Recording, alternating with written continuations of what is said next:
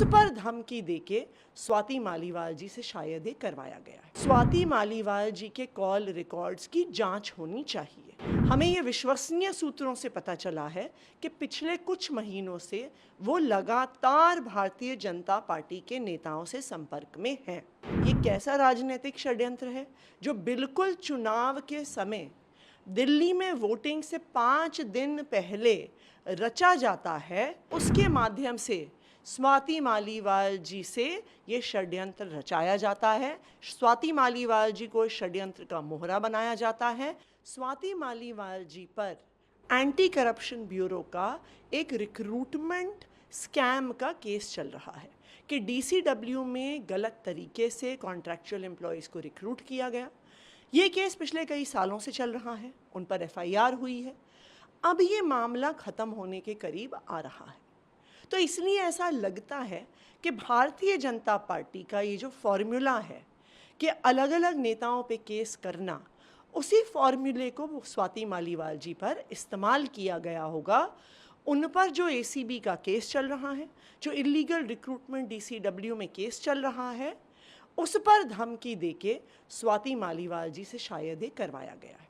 दूसरी बात, हमने तो ये भी कहा है कि स्वाति मालीवाल जी के कॉल रिकॉर्ड्स की जांच होनी चाहिए। हमें ये विश्वसनीय सूत्रों से पता चला है कि पिछले कुछ महीनों से वो लगातार भारतीय जनता पार्टी के नेताओं से संपर्क में हैं। तो दिल्ली पुलिस इस बात की जांच करे कि ये कैसा षड्यंत्र है, ये कैसा राजनीतिक षड्यंत्र है जो बिल्कुल चुनाव के समय दिल्ली में वोटिंग से 5 दिन पहले रचा जाता है। आम आदमी पार्टी पर हमला करने के लिए रचा जाता है, अरविंद केजरीवाल जी पर हमला करने के लिए रचा जाता है। तो इस पर पूरी जांच होनी चाहिए कि स्वाति मालीवाल जी किस तरह से भारतीय जनता पार्टी के संपर्क में थी। इसी में आपने, क्योंकि बीजेपी का आरोप लगाया, बीजेपी के जो राष्ट्रीय अध्यक्ष हैं जेपी नड्डा, उनकी तरफ से बयान आया, एनआई के पॉडकास्ट में उन्होंने जो बातें की, उन्होंने आप लोगों के आरोपों पे कहा कि आम आदमी पार्टी की क्रेडिबिलिटी अब 0 नहीं माइनस में है और हम कोई भी काम करते हैं तो स्पष्ट तौर पे करते हैं, हमारा कोई भी नेता स्वाति मालीवाल के किसी भी तरह के संपर्क में नहीं है। बिल्कुल सही बात है। भारतीय जनता पार्टी हर काम स्पष्ट तौर पे करती है। वो ईडी को नेताओं के पीछे स्पष्ट तौर पर लगाती है, वो सीबीआई को विपक्ष के नेताओं के पीछे लगाती है, वो इनकम टैक्स डिपार्टमेंट को विपक्ष के नेताओं को पीछे लगाती है, वो एसीबी को विपक्ष के नेताओं के पीछे लगाती है। अगर भारतीय जनता पार्टी ऐसे षड्यंत्र नहीं करती तो प्रफुल्ल पटेल उनकी पार्टी में कैसे आए, छगन भुजबल उनकी पार्टी में कैसे आए, अजीत पवार उनकी पार्टी में कैसे आए, हेमंत बिस्व शर्मा उनकी पार्टी में कैसे आए। ये तो बिल्कुल साफ साफ उदाहरण है कि किस तरह से ED, CBI, anti corruption bureau, income tax department को, इकोनॉमिक ऑफेंसेस विंग को इस्तेमाल किया गया विपक्ष के पार्टी के नेताओं पर स्क्रू टाइट करने के लिए, उनको ब्लैकमेल करने के लिए और भारतीय जनता पार्टी में लाने के लिए। उसी तरह से स्वाति मालीवाल जी वाले मामले में भी बिल्कुल यही फॉर्मूला अपनाया गया है। स्वाति मालीवाल जी पर केस होता है, एंटी करप्शन ब्यूरो द्वारा होता है, एफआईआर होती है, उसकी जांच हो रही है और उसके माध्यम से स्वाति मालीवाल जी से ये षड्यंत्र रचाया जाता है। स्वाति मालीवाल जी को इस षड्यंत्र का मोहरा बनाया जाता है, जस्ट चुनाव से पहले बनाया जाता है। और अब मैं फिर से कह रही हूँ कि निष्पक्ष जांच हो जाए कि कौन किसके संपर्क में था, भारतीय जनता पार्टी के किस नेताओं से स्वाति मालीवाल जी मिली, कब मिली, फ़ोन पे क्या बात हुई, व्हाट्सएप पे क्या संपर्क रहा, इस पे जांच हो जाए तो दूध का दूध, पानी का पानी हो जाएगा।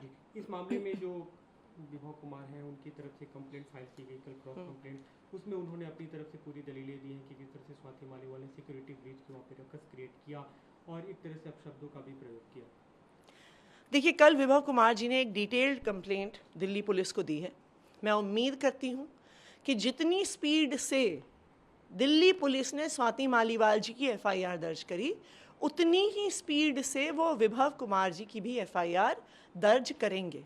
उनकी स्पीड में कोई डिले नहीं होगा, क्योंकि विभव कुमार जी ने बहुत स्पष्ट तौर पे अपनी कंप्लेंट में बताया है कि किस तरह से ज़ोर ज़बरदस्ती करके, सिक्योरिटी वालों से लड़ाई झगड़ा करके स्वाति मालीवाल जी 13 मई को सुबह सुबह सीएम आवास में घुस गई। सवाल तो ये आता है क्या स्वाति मालीवाल जी को पता नहीं था कि मुख्यमंत्री से अपॉइंटमेंट के साथ मिला जाता है? क्यों वो लड़ाई झगड़ा करके पुलिस वालों से घर के अंदर घुसी? क्यों जब पुलिस वालों ने घर के बाहर के वेटिंग रूम में बिठाया तो वहाँ से उठ के घर के अंदर चली गई? क्यों ड्राइंग रूम में जाके बैठ गई? क्यों ड्राइंग रूम से घर के अंदर जाने की कोशिश कर रही थी? ये कोई सामान्य घटना नहीं है। क्या मुख्यमंत्री आवास बिना अपॉइंटमेंट के जाइए, घर के अंदर घुस जाइए, घर के अंदर के हिस्से में जाने की कोशिश करिए, और ये साफ साफ दिखाता है कि ये साजिश विभव कुमार के खिलाफ नहीं है, ये साजिश अरविंद केजरीवाल जी के खिलाफ रची गई थी। अरविंद केजरीवाल जी स्वाति मालीवाल जी से मिले नहीं, इसलिए वो आरोपों से बच गए। वरना हो सकता था कि अगर 13 मई की सुबह को वो स्वाति मालीवाल जी को मिल लेते तो आज जो आरोप विभव कुमार पे लग रहे हैं, हो सकता है वो अरविंद केजरीवाल पे लगे होते। इस मामले में कल वहाँ पे पुलिस भी पहुंची थी, दिल्ली पुलिस, स्वाति मालीवाल को भी बुलाया गया था, सीन भी क्रिएट किया गया, फॉरेंसिक टीम पहुंची थी। आपको क्या लगता है कि जांच किस दिशा में जाएगी? देखिए, अगर दिल्ली पुलिस निष्पक्ष है, अगर दिल्ली पुलिस भारतीय जनता पार्टी का एक राजनीतिक हथियार नहीं है, तो फिर अगले 2 घंटे में दिल्ली पुलिस विभव कुमार जी की शिकायत पर एफआईआर दर्ज करेगी, ट्रेसपासिंग का एफआईआर दर्ज करेगी, धमकाने का एफआईआर दर्ज करेगी, सिक्योरिटी ब्रीच का एफआईआर दर्ज करेगी, असॉल्ट का एफआईआर दर्ज करेगी।